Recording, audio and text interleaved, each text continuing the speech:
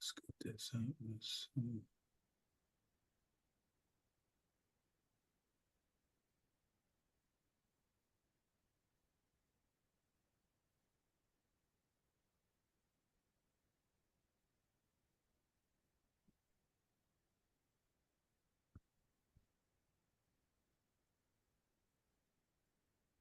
Alhamdulillah, Bismillahir Rahmanir Rahim, Alhamdulillahi Rabbil Alamin, wa ashhadu an la ilaha illallah, wa ashhadu anna Muhammadan Rasulullah.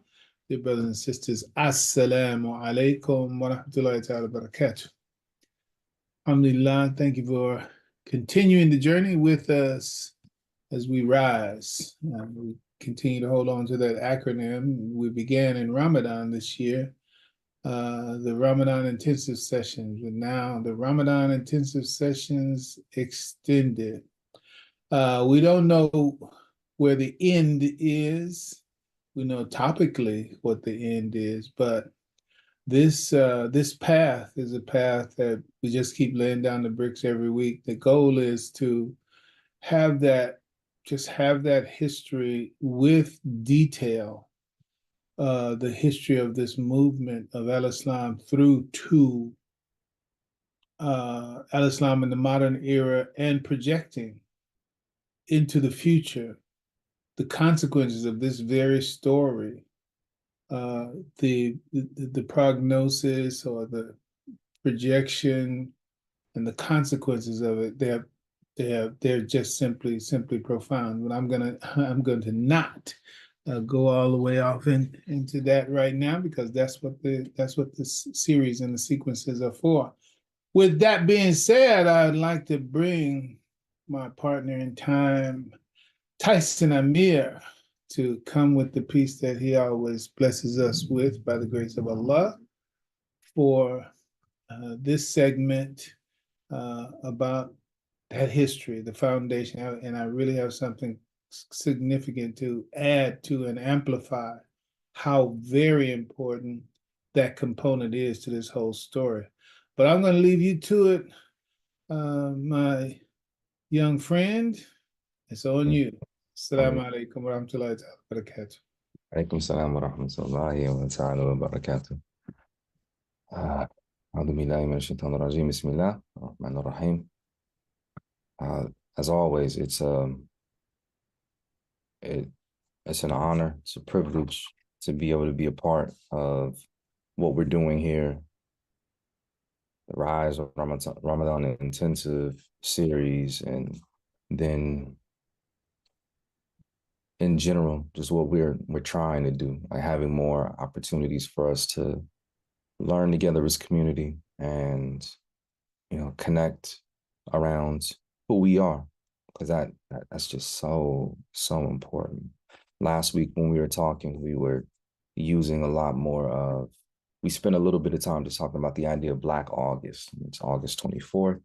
Like this week, the 21st, it was the anniversary of George Jackson's assassination. So his martyrdom day, where he was killed at San Quentin in 1971. And then August 22nd in West Oakland. Some of us remember that.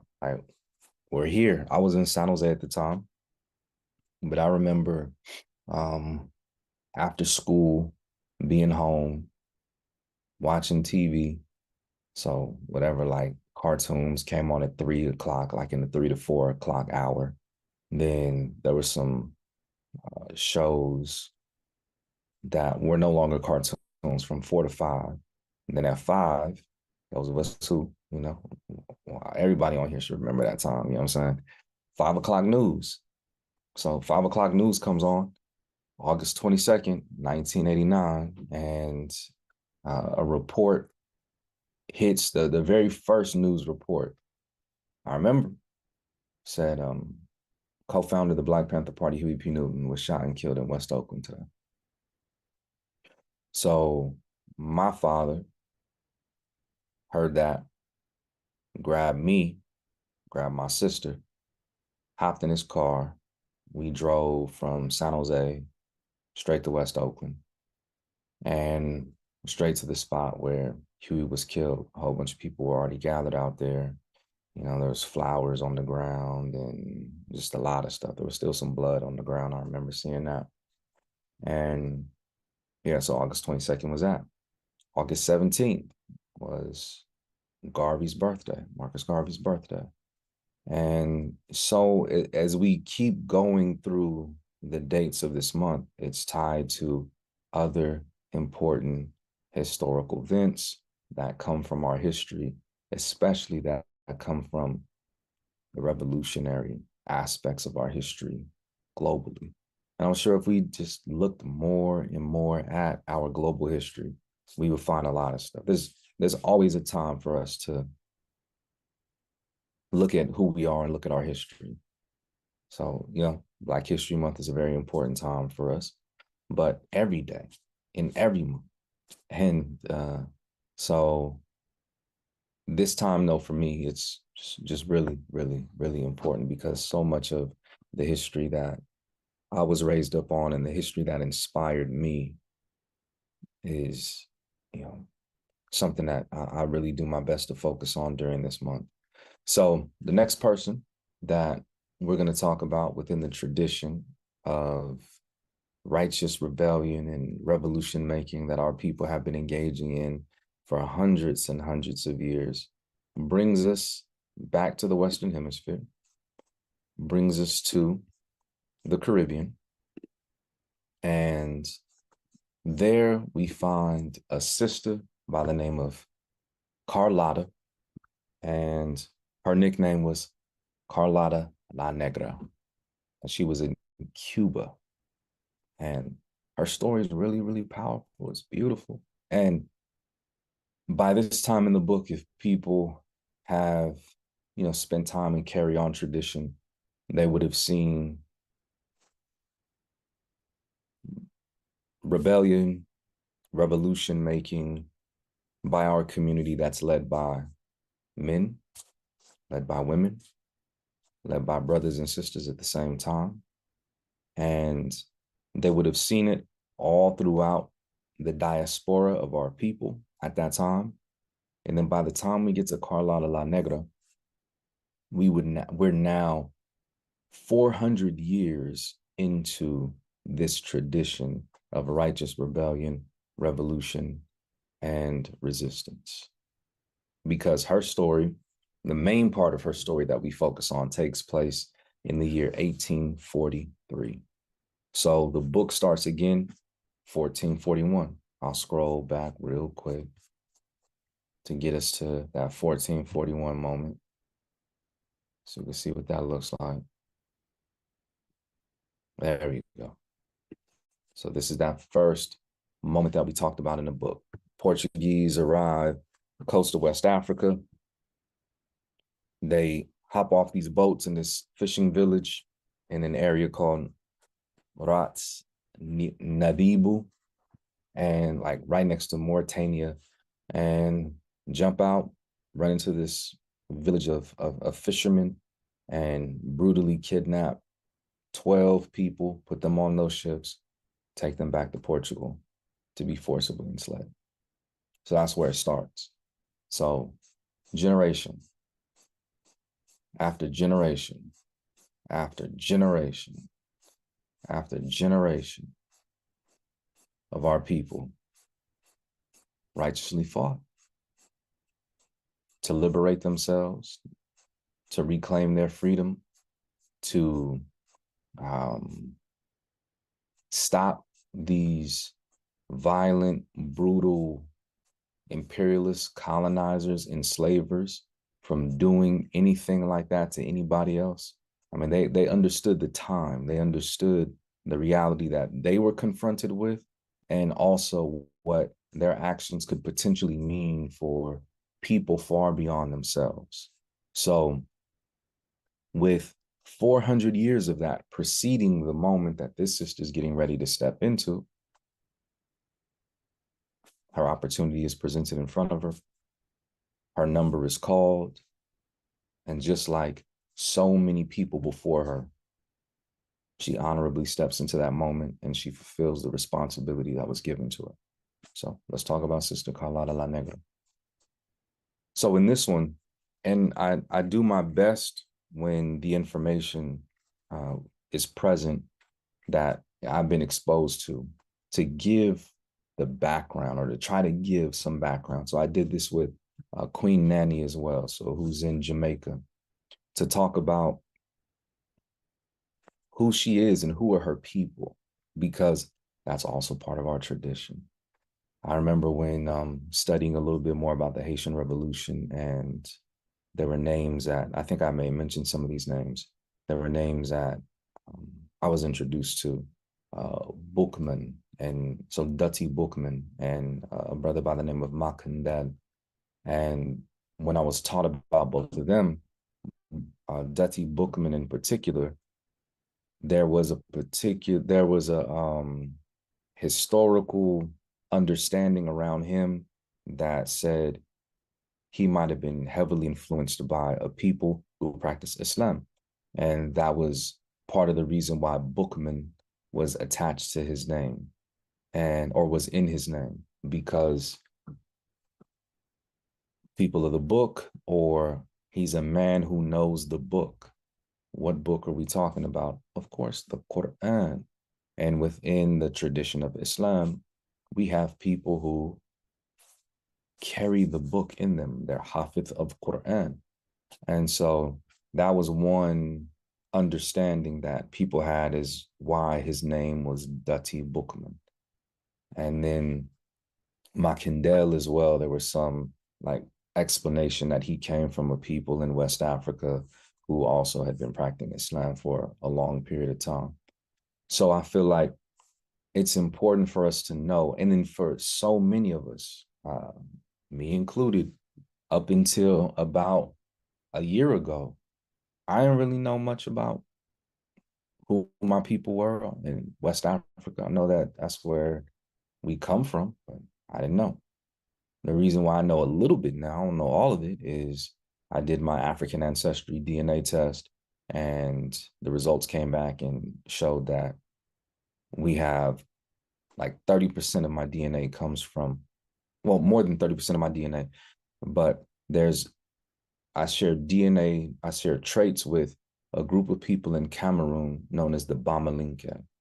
So the Bamalinke people are my people. So I've learned a little bit more about them. I love to go to Cameroon. I love to go to the areas where the Bamalinke are.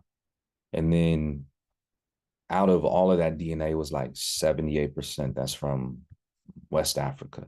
So there's some that's in like Nigeria, there's some that's in other parts. I don't know what peoples I'm connected to there. So the strongest marker came from Cameroon and the Bamalinke. So it's great to know that, and then great to be able to take some action on that. But for our people who are here, it's important for us to be connected to that story of, and that history and that tradition of who our people were there. So with Carlota, we know a little bit about that, but we don't know what her story and her experience was before she came, or she was brought to Cuba. But she's from the Kingdom of Benin. So she belongs to a people called the Lakumi. And in the Lakumi, you have other groups. And so the people that we know of, most specifically from the Lakumi people, are the Yoruba. So Carlota from Benin, she's of the Lakumi, and out of the Lakumi groups, she's Yoruba.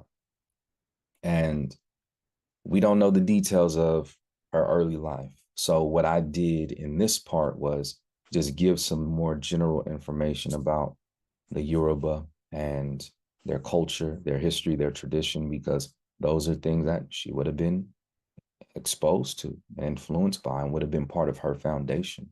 And then as somebody who was really trying to present our history in the best light possible, again, we don't know what Carlota looks like. If you jump online right now and you search Carlota La Negra and Cuba, you'll probably see a statue that's dedicated to her. So there's a statue of her and then like two of her comrades that engaged in this rebellion with her. And it's a statue. She has her arm up. she's holding her weapon of choice, which we have here in this picture, a machete. So she's holding like a sword, a small sword, a machete. And she also is bare chested because that's part of the popular representation of her. As she was fighting, like her clothing was ripped off, but that didn't stop her from fighting on behalf of her people. And the statue of her, like the physical representation, she's very thick, like kind of big stomach, thick arms, thick legs. That's the statue. And so in Cuban history, people are very familiar with her. She's known as a national hero, but that's it. Like, we don't know what she looked like. So I took that and took, of course, the history and the stories, and I was like, let me create an image of somebody who I think could be a representation of her. So we don't know what she looked like. This is the Carlota that I was able to generate.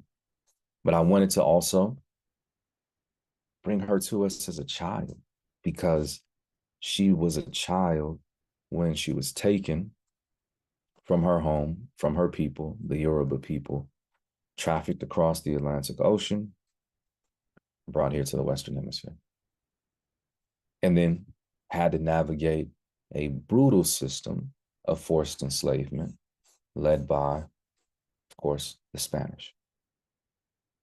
So Spanish colonization of many different parts of the Western Hemisphere. So the Portuguese hit parts of South America, Spanish hit parts of South America, the Caribbean, Central America, North America, they all over the place. So she's affected by the brutal colonization and institution of forced enslavement that the Spanish institute in Cuba. And they had been doing this for hundreds and hundreds of years. So they have a tradition of inflicting pain and violence and brutality upon Native and Indigenous people, upon Black folks, all throughout their colonial holdings. And of course, we have a tradition, and Native and Indigenous people have a tradition of resisting for centuries. So, two different types of traditions of oppression and traditions of righteous rebellion. So, in the 1840s, a very important decade in Cuban history and especially in resistance history, Carlota and several of her comrades appear on the scene. And so her moment takes place in the year 1843. So for real, we're 400 years into this tradition of righteous resistance and rebellion and revolution making based on what we've covered in the book. 1441 is where we start. We're now at 1843. And she was forcibly enslaved on a plantation known as Triunvirato. And at this time, there were other rebellious movements that were popping up, so much so that the people in Cuba, they referred to it as La Escalera, like the stairs, the La Escalera movement, because you had the people who were, so like one understanding of it that I've received is you had the people who are at the bottom, the lowest part of society, the forcibly enslaved, who are rising up to defeat their oppressors and their enslavers in order to, as they ascend those stairs, ascend from the oppression and the enslavement into their freedom and their liberation. And so it was happening in multiple parts of Cuba, and people begin to refer to that as the La Escalera movement. And so the rebellion that takes place on the Triunvirato plantation is part of this La Escalera movement. And I just feel it's important for that to be seen by us. And just from the beginning, this isn't the totality of the history of righteous rebellion and resistance and revolution making. It's not. These are just examples that I selected because they fit very, very well within this timeline. And it was easy to be able to show, okay, this is stuff that happened in Central America. Here's a few things that happened in the Caribbean. Here's some stuff that happened in North America. Here's some stuff that was happening on the African continent. But if I truly tried to capture everything, I mean, it would be multiple volumes this thick. I wanted to create something that I can actually put in the hands of people in a timely fashion, and then they can digest. But and that would hopefully also open them up to, let me learn more about this history and see what else is out there. So 1843, Triumvirato Rebellion, forcibly enslaved folks who were like, we had enough. We're done with this. We're going to rise up. There had been people who had done that before in Cuba, in the Caribbean, in other parts of the world that folks were familiar with. The information of these rebellions, of resistance, of these revolutions has spread. Cuba is extra close to Jamaica. So the stuff that was happening with Jamaica and Queen Nanny, that information had arrived in Cuba. Information of what was going on in Cuba had arrived in Jamaica. And everybody at this time is familiar with what had happened in Haiti. So our people are being inspired by what our people have done in other parts of the world at that time too, which is the power of us knowing ourselves, knowing our history, knowing our culture, and knowing our tradition. So in the history of the United States, there's so many places, especially like Black cities and Black towns, where they'll call them Little Africa, or they'll call them Little Haiti, or they're named after something else that comes from this revolutionary history because that information spread. One of the things that I talked about last time at the end of the Nat Turner piece was immediately after the rebellion was stopped and people were killed, Nat Turner was arrested and eventually put to death. The United States created multiple laws in different states to prevent Black folks from having access to reading and writing because they didn't want the formula that they felt led to a Nat Turner to exist to create future Nat Turners. So then you have the institutional response. We don't want to deal with this again. So we need to stop the formula that we feel made it. But they didn't understand what the formula is. The formula had been in existence for almost 400 years by the time we get to Nat Turner, because that's 1831. It's just in us. This you can't take what's in our DNA away from us when we have generations of people who have been engaging in this. And they're doing it for the right reasons. But another thing that happens as a result of Nat Turner is their intention to squash it based on this formula that they felt created it. But the fear that this country had, the United States I'm talking about, of Nat Turner, existed well beyond 1831. You have folks right at the start of the Civil War who are still talking about Nat Turner and like the spirit and the power of the influence of what Nat Turner did in 1831. And that's known. You have politicians who would mention Nat Turner's name in conjunction with what was happening with the Civil War, because they felt, oh, like this is kind of like the ghost of Nat Turner revisiting us. So I'm using that as an example to say our history, it's spread, and it's spread in multiple communities, especially our community. So this is what these brothers and sisters are armed with in 1843 when they step into their moment. And so on their plantation, it was just, we've had enough. And so there were several leaders. There were a couple of men who were leaders of this rebellion. And then there were two sisters who were leaders of this rebellion. And one of those sisters is pictured right here. Carlota La Negra, stepping into her moment. And so I'll read just a little bit of what it says. So it says, the uprising began on November 5th, 1843, at the Triumvirato sugar estate. So sugar plantation, which is very, very hard labor. Following a pattern seen in previous rebellions that year, while Carlota and another woman, leader of the movement, Fermina, were key figures in the rebellion, 3 male Lakumi leaders. So they're also from the same region, which is very interesting. So Carlota was Lakumi. The 3 men who participated as leaders in this rebellion with Carlota were also Lukumi. Eduardo is one of the names, Santiago, and Bonifacio.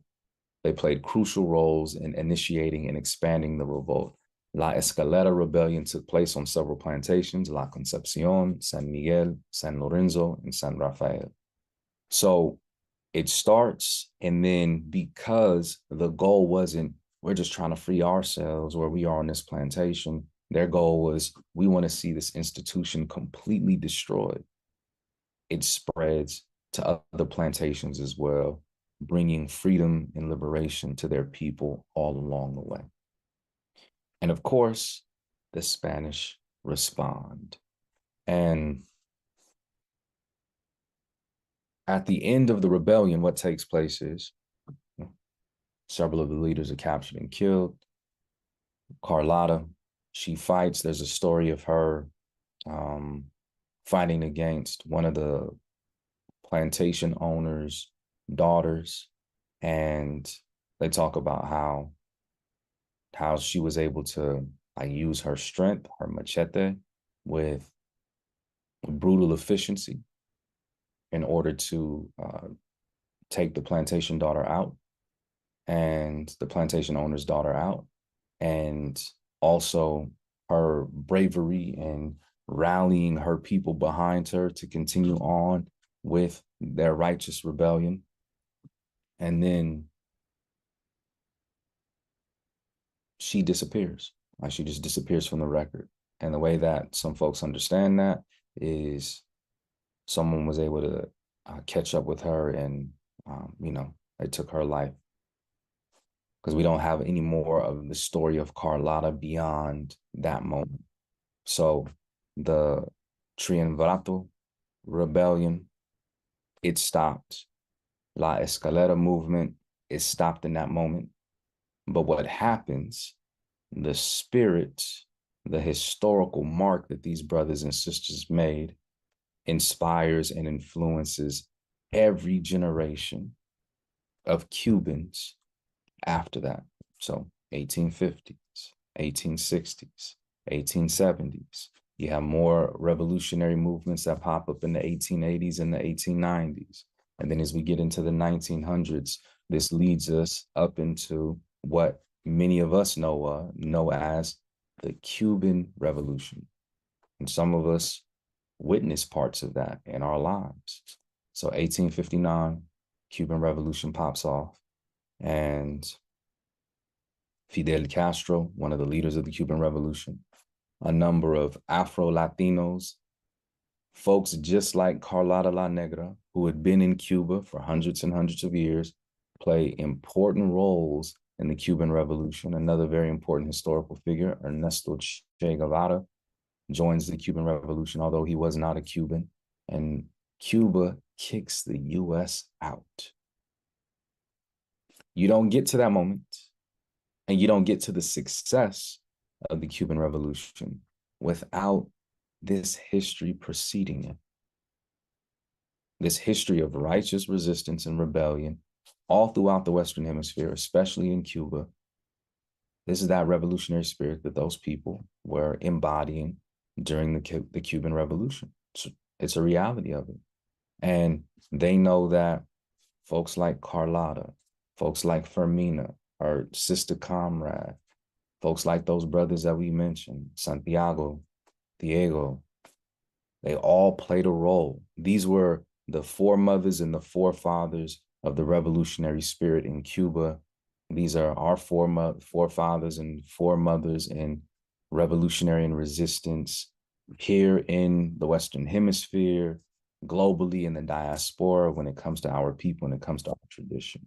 And so her story is an extremely important story, just like all these other stories, because it's part of the larger story of our people. It's another chapter in that story. And we need to know our history. Our young people need to know our history, because our history is so powerful. We gonna see ourselves. If you a brother, you gonna see yourself. And you're gonna see yourself in a way that is important for us to see. These brothers and sisters, they work together to do this on behalf of their people. If you're a sister, you're gonna see yourself. I mean, how powerful is it to see like this time and time again? Like we're now several centuries in every century, we've had a story like this. And this is not intentional on my part. This is just me telling the history where the leadership of a major movement that was affecting our people was a woman.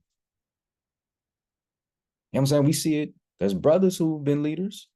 We got sisters who are leaders, and then we got brothers and sisters working together. That is so powerful.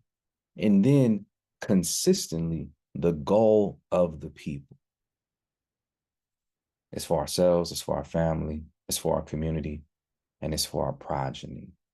It's for those who are coming next. That's why we're trying to destroy this whole thing so it doesn't affect anybody else any longer. They were so consistent in that. You know what I'm saying? Like it's making me think of, and then I'm wrapping up now, but it's making me think of, like the old school game telephone, where you have one person with the message, they pass it to the next person, and they pass it to the next person, and they pass it to the next person, they pass it to the next person. And when we finally get to the end, we look at what the person in the beginning said, and then we look at what the person at the end said. And that thing sound way, way different, right? 400 plus years, no deviation. I'm trying to free myself. I'm trying to free my family. I'm trying to free my community. I'm trying to free my people. And we're trying to destroy this thing so it doesn't affect anybody else. The commitment and the consistency is so powerful.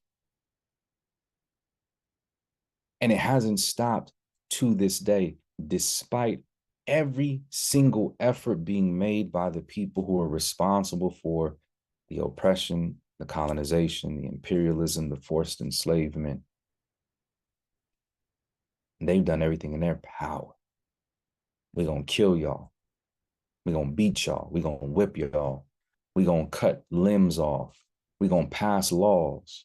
We're going to create an entire media and cultural reality that depicts you as villains and lazy and heathens and ignorant and all of that.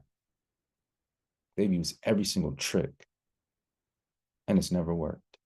And it's not going to work because it's in us. It's not on us, as we say in the streets nowadays. It's not on us, it's in us because it is us. That's why we got to know it. There's so much power in it. And then we got to honor those that came before us. We have to. And we honor those that came before us in the best way by carrying on tradition. And not honor in terms of worship, honoring we're aware of, we learn from, and we see the wisdom in what they did. We see what was right and what was powerful in what they did. We use that as an inspiration that helps us move forward. And it's what we do. It's what we do with our Islamic knowledge and information. And this is something that Imam Fahim was talking about yesterday. He brought up the hadith that knowledge is it's like the possession of the property of the believer, wherever it's at, whatever type of knowledge.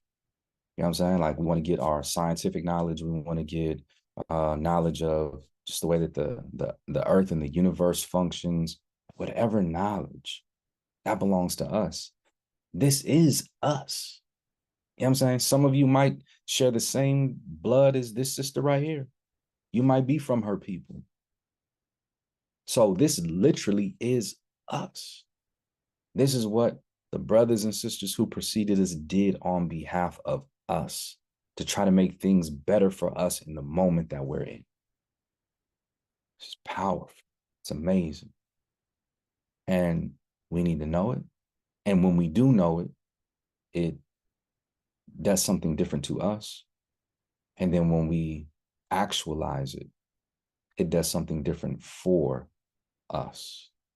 And so, as I was saying, the consistency, I use that example of telephone, the consistency of what our people did and how they did it generation after generation after generation after generation.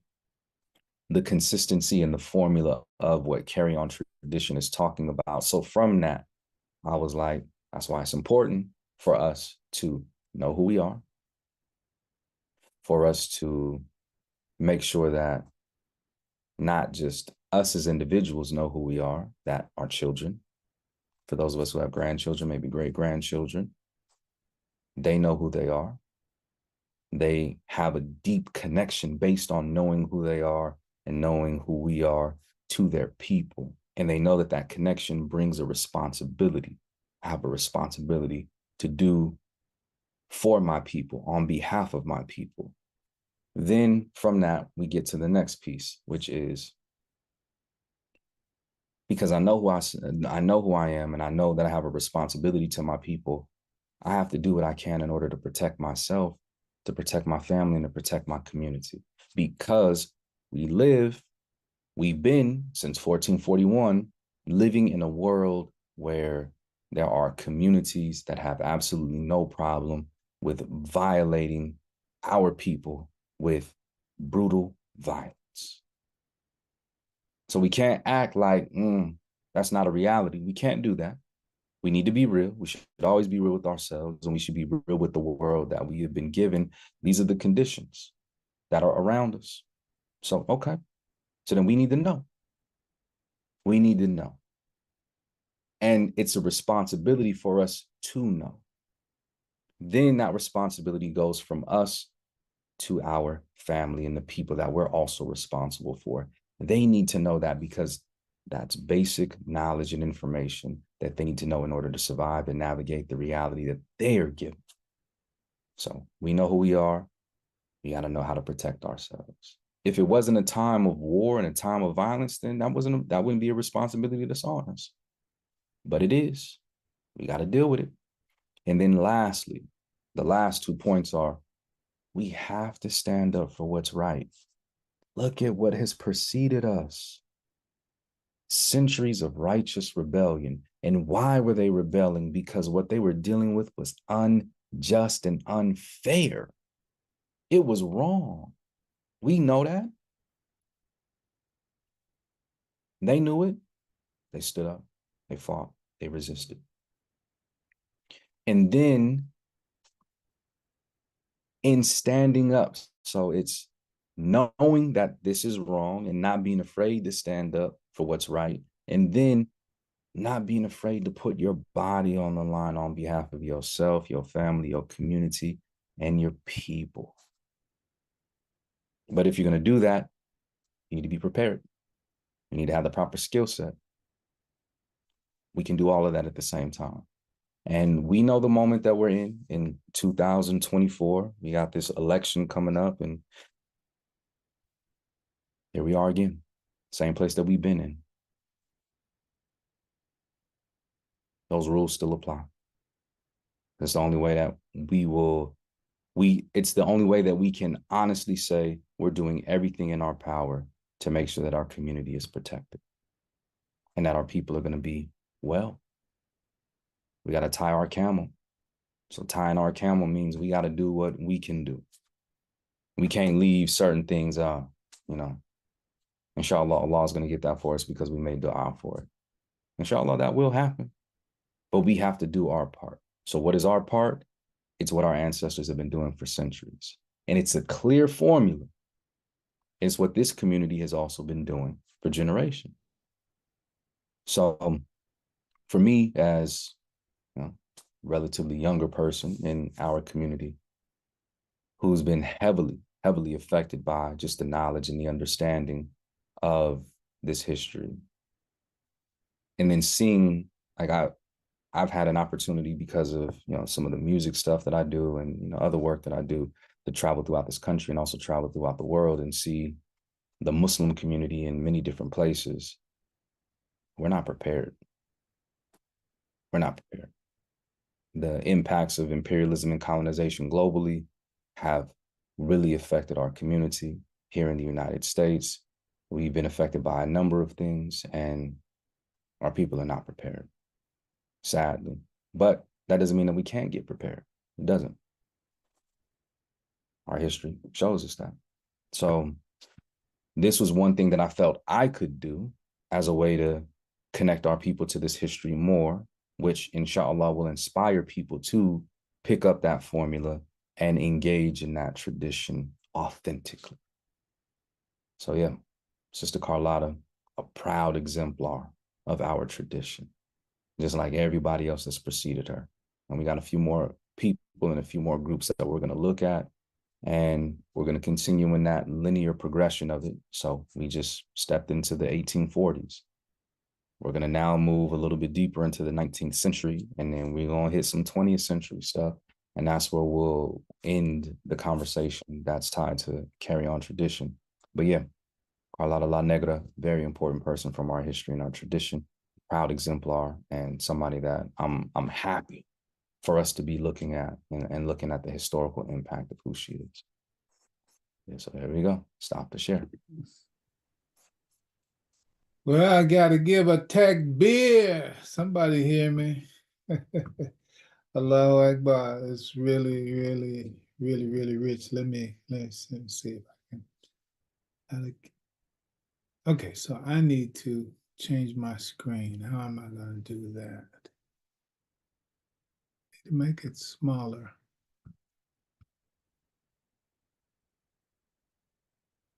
All right, that's the beginning. Got a lot of stuff going on here, you all. What I'm about to do is I'm also going to do a since we're on Zoom, I'm going to go ahead and do a live Facebook for this as well. So give me a second. As always, it's just so wonderful hearing our history, as much of it as can be given in this brief period of time and space that we're in. Okay, so I got that. And okay, so we want to share. That's what we want to do.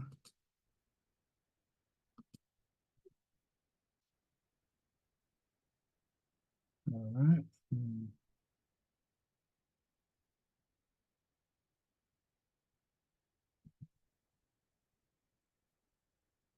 All right. I think we got it. So Bismillahir Rahmanir Rahim. Bismillahir Rahmanir Rahim. Alhamdulillahi Rabbil Alameen. Wa ashhadu an la ilaha illallah wa ashhadu anna Muhammadan Rasulullah. Alhamdulillah, we are continuing this journey at this point on the trail identified as the last resurrection and the Renaissance.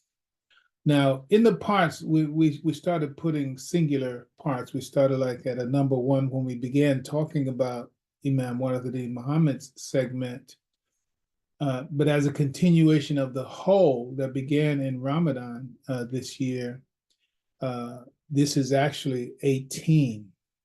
Now, for those who are joining us on, I went ahead and created a Facebook live stream. On the Facebook live stream, you're not going to be able to see the slides that go. It's not like there's